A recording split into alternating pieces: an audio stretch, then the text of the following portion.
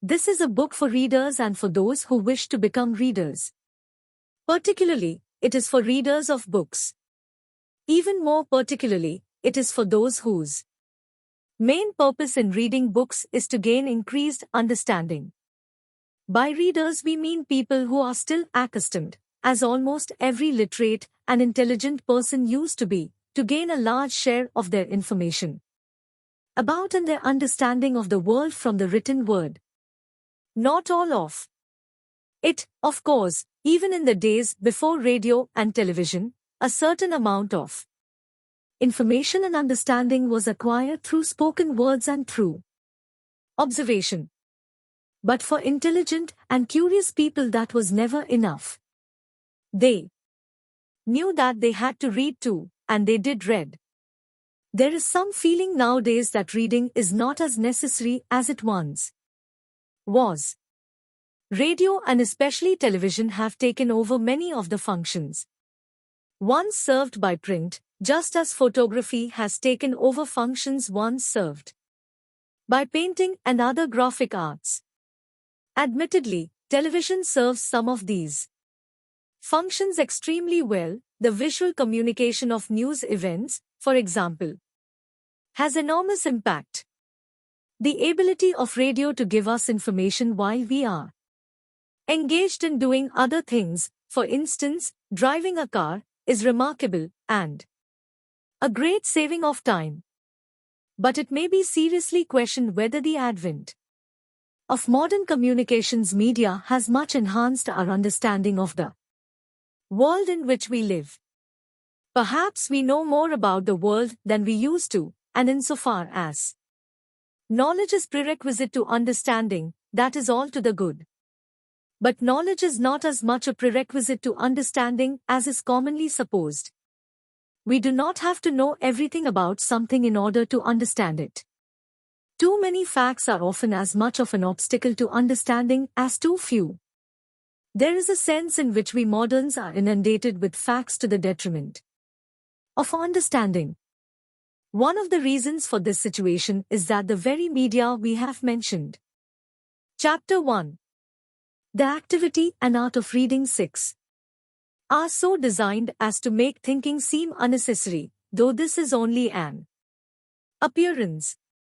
The packaging of intellectual positions and views is one of the most active enterprises of some of the best minds of our day. The viewer of television, the listener to radio, the reader of magazines, is presented with a whole complex of elements, all the way from ingenious rhetoric to carefully selected data and statistics, to make it easy for him to make up his own mind with the minimum of difficulty and effort. But the packaging is often done so effectively that the viewer, listener, or reader does not make up his own mind at all.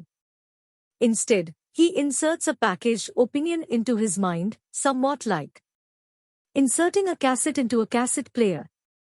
He then pushes a button and plays back the opinion whenever it seems appropriate to do so. He has performed acceptably without having had to think. Active reading. As we said at the beginning, we will be principally concerned in these pages with the development of skill in reading books, but the rules of reading that, if followed and practiced, develop such skill can be applied also to printed material in general, to any type of reading matter, to newspapers, magazines, pamphlets, articles, tracts, even advertisements. Since reading of any sort is an activity, all reading must to some degree be active. Completely passive reading is impossible. We cannot read with our eyes immobilized and our minds asleep. Hence, when we contrast active with passive reading, our purpose is, first, to call attention to the fact that reading can be more or less active, and second, to point out that the more active the reading, the better. One reader is better than another in proportion as he is capable of a greater range of activity in reading and exerts more effort. He is better if he demands more of himself and of the text before him. Though, strictly speaking, there can be no absolutely passive reading. Many people think that, as compared with writing and speaking, which are obviously active undertakings, reading and listening are entirely passive. The writer or speaker must put out some effort, but no work need be done by the reader or listener. Reading and listening are thought of as receiving communication from someone who is actively engaged in giving or sending it. The mistake here is to suppose that receiving communication is like receiving a blow or a legacy or a judgment from the court. On the contrary, the reader or listener is much more like the catcher in a game of baseball. Catching the ball is just as much an activity as pitching or hitting it. The pitcher or batter is the sender in the sense that his activity initiates the motion of the ball.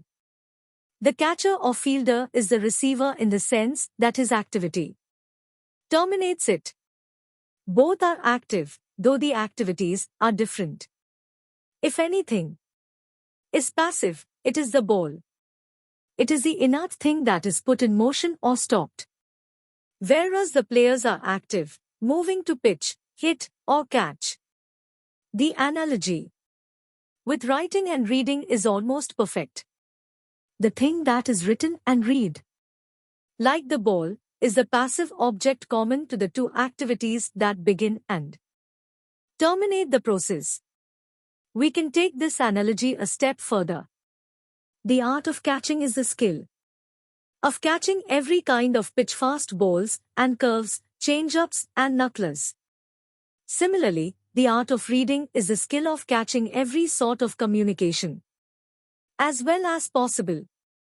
It is noteworthy that the pitcher and catcher are successful only to the extent that they cooperate.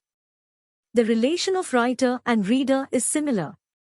The writer isn't trying not to be caught, although it sometimes seems so. Successful communication occurs in any case where what the writer wanted to have received finds its way into the reader's possession.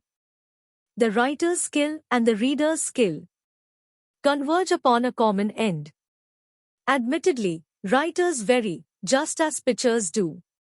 Some writers have excellent control, they know exactly what they want to convey, and they convey it precisely and accurately. Other things being equal, they are easier to catch than a wild writer without control. There is one respect in which the analogy breaks down. The ball is a simple unit. It is either completely caught or not. A piece of writing, however, is a complex object. It can be received more or less completely, all the way from very little of what the writer intended to the whole of it. The amount the reader catches will usually depend on the amount of activity he puts into the process, as well as upon the skill with which he executes the different mental acts involved. What does active reading entail? We will return to this question many times in this book. For the moment, it suffices to say that, given the same thing to read, one person reads it better than another, first, by reading it more actively, and second, by performing each of the acts involved more skillfully. These two things are related. Reading is a complex activity, just as writing is. It consists of a large number of separate acts, all of which must be performed in a good reading. The person who can perform more of them is better able to read. The goals of reading, reading for information, and reading for understanding. You have a mind. Now let us suppose that you also have a book that you want to read. The book consists of language written by someone for the sake of communicating something to you.